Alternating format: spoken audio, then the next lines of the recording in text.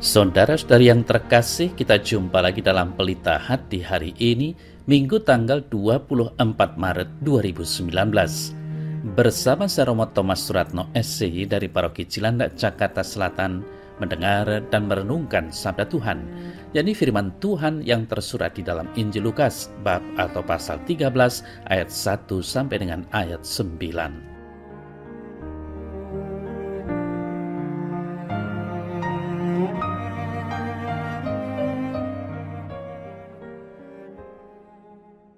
Pada waktu itu datanglah kepada Yesus beberapa orang membawa kabar tentang orang-orang Galilea yang darahnya dicampur Pilatus dengan darah kurban yang mereka persembahkan. Yesus berkata kepada mereka, "Sangkamu orang-orang Galilea ini lebih besar dosanya daripada dosa semua orang Galilea yang lain, karena mereka mengalami nasib itu? Tidak, kataku kepadamu. Tetapi jikalau kamu tidak bertobat, kamu semua akan binasa dengan cara demikian. Atau sangkamu ke-18 orang yang mati ditimpa menara dekat Siloam lebih besar kesalahannya daripada kesalahan semua orang lain yang tinggal di Yerusalem? Tidak, kataku kepadamu. Tetapi jikalau kamu tidak bertobat, kamu semua akan binasa dengan cara demikian." Kemudian Yesus menyampaikan perumpamaan ini. Seseorang mempunyai pohon ara yang ditanam di kebun anggurnya, dan ia datang untuk mencari buah pada pohon itu, tetapi ia tidak menemukannya. Lalu ia berkata kepada pengurus kebun anggur itu, "Lihatlah, sudah 3 tahun aku datang mencari buah pada pohon ara ini, dan aku tidak menemukannya. Tebanglah pohon ini. Untuk apa ia hidup di tanah ini dengan sia-sia?" Jawab orang itu, "Tuan, biarkanlah dia tumbuh tahun ini lagi. Aku akan mencangkul tanah sekelilingnya dan memberi pupuk kepadanya. Mungkin tahun depan ia berbuah. Jika tidak, tebanglah dia."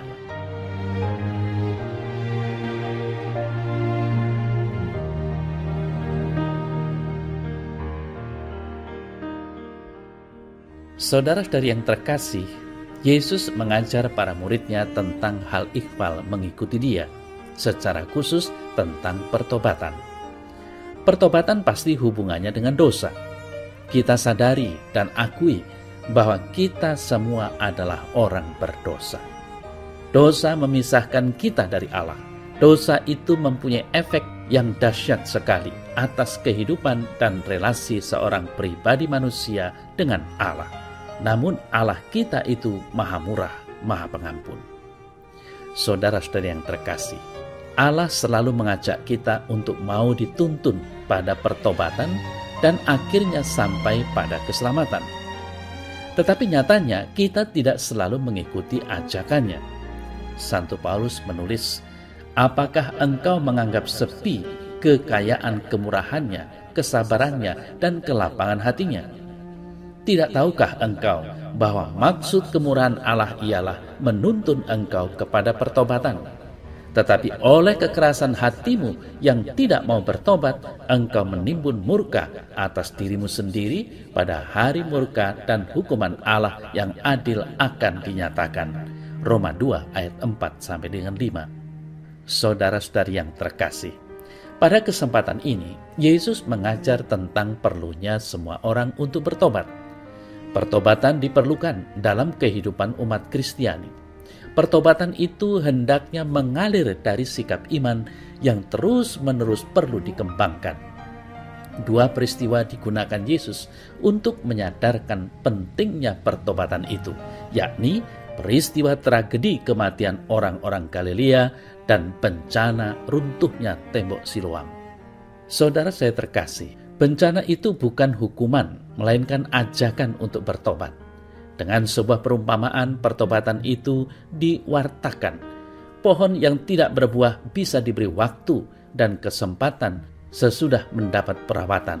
Tetapi bila tetap tidak berbuah, sebaiknya dipotong saja. Apakah pertobatan demikian kita usahakan sehingga menyuburkan hidup kita? Buah apa yang telah kita hasilkan dengan pertobatan yang kita lakukan dalam hidup ini? Saudara-saudara yang terkasih, Pohon yang berbuah menjamin masa depan, sedang pohon yang mandul kehilangan kesempatan itu. Para murid Yesus disadarkan oleh kenyataan itu agar menyuburkan hidup. Bukan buah banyak yang dituntut, melainkan buah yang bermutu. Tanpa buah yang bermutu itu, hidup sepantasnya ditebang, karena masa depan hidupnya tanpa jaminan.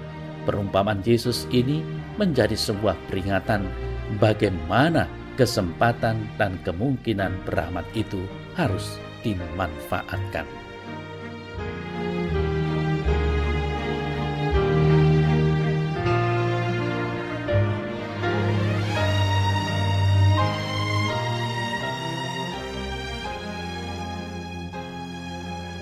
Ya Bapa Surgawi, Engkau adalah yang Maha Pengampun. Terimalah pengakuan dosa-dosaku yang tulus dan tegakkanlah aku yang selama ini tertindih oleh beban-beban dosaku. Amin.